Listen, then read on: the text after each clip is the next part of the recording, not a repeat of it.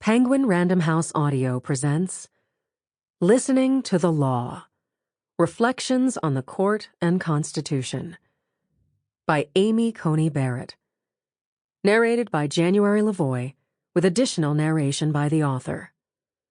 Please note, this program includes a supplementary PDF with the appendix. To Jesse. Author's note. For the sake of their privacy, I don't use the names of my family members in the stories I tell. The exception is Jesse, my husband, who thankfully can't escape being attached to me.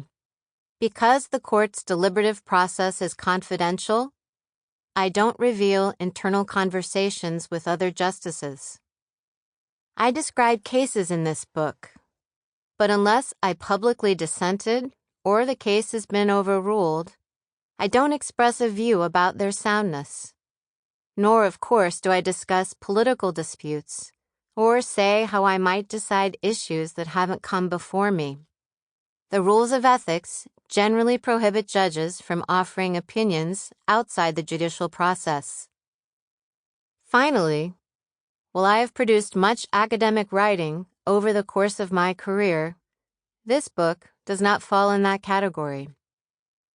I'm writing in the first person, describing my own approach to the law at an accessible level. While I alert you to some of the competing arguments, I don't get into the weeds of scholarly debates. If you're interested in going deeper, however, I hope this book will inspire you to learn more. Introduction. Since I joined the court, it has become clear to me that many Americans are eager to know more about what a justice does and how the court works. I receive a steady stream of questions from a wide range of people, lawyers and non-lawyers, children and adults, even visitors from foreign countries. Some questions are personal. What was the confirmation process like? How have you adjusted to the court? What is your job like for your family? I have also received charming letters from young children asking things like, what is my favorite color, and do I like my new job? The answers are probably blue and mostly yes. Others relate to the more personal side of work. What was it like to clerk for Justice Scalia? Do the justices get along? What does your normal day look like? And still others are specifically about my work at the court. How does the court get its cases? How does it decide them? How do you approach the job? With questions like these in mind, I set out to write a book about the court, seen through the lens of my own experience. But as I began writing, I realized that I wanted to broaden the frame. Because the court is steeped in tradition, its story can't be isolated to the present moment. Almost everything that justices do today, from how we decide cases to where we meet for lunch, builds on what justices have done in the past. Nor can the court's story be separated from the Constitution, which is both its birth certificate and life's work. The Constitution creates the court, names it, and defines the scope of its power.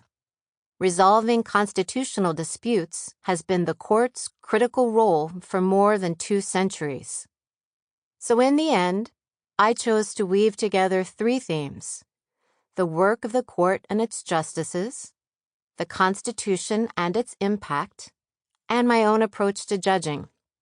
Along the way, I'll introduce you to some of the people, past and present, who have shaped what I do. If I leave you with a better understanding of the court's role, how the Constitution shapes American life, and how I think about my job, I will have achieved my goal.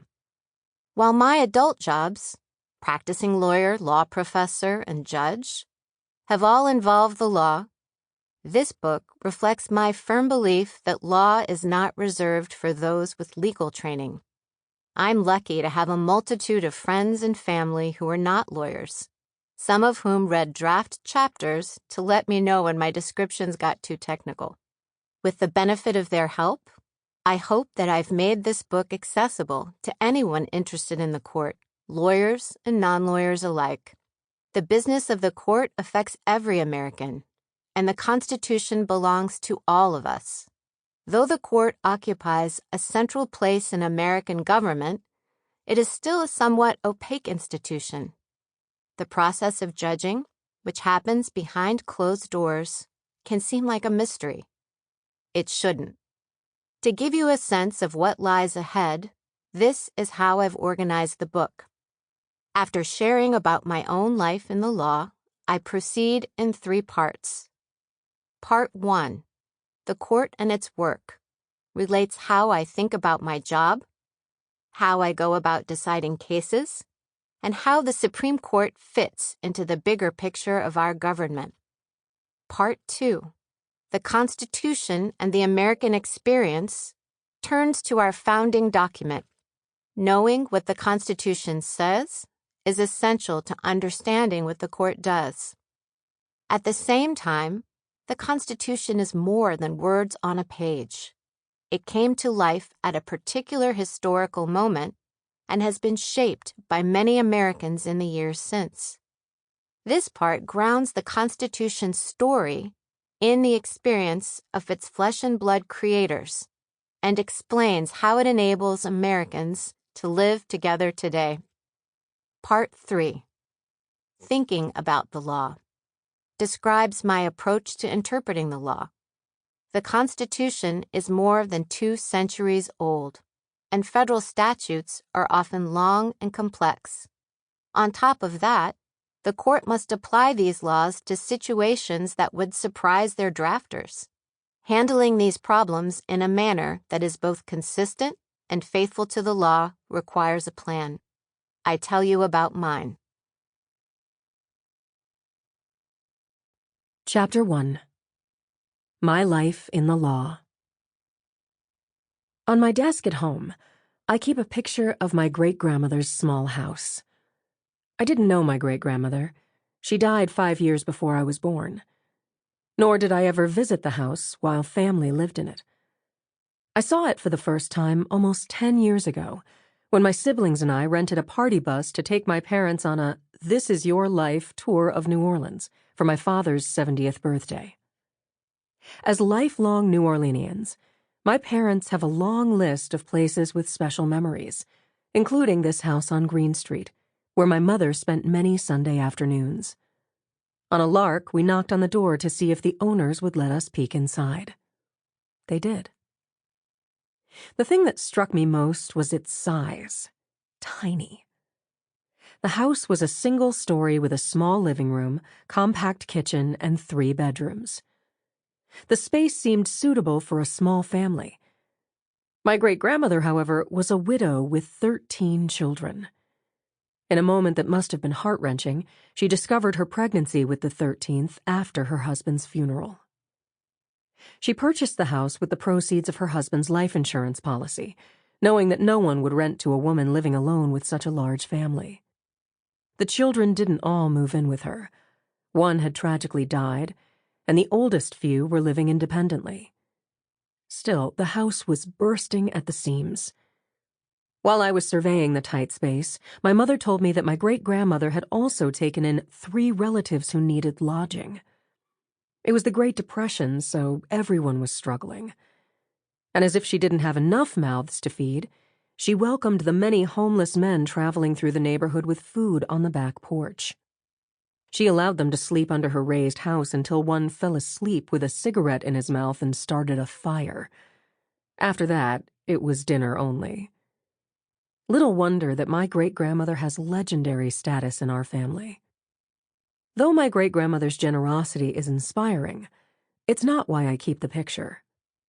Standing inside her small house, I couldn't believe how much she had fit into her life. At the time we made this visit, I was feeling more than a little sorry for myself. My husband Jesse and I were balancing 2 careers, I as a law professor, he as a federal prosecutor, and 7 young children. On the one hand, we had every reason to be happy. We loved each other, our children, and, most of the time, our jobs. Sample complete. Ready to continue?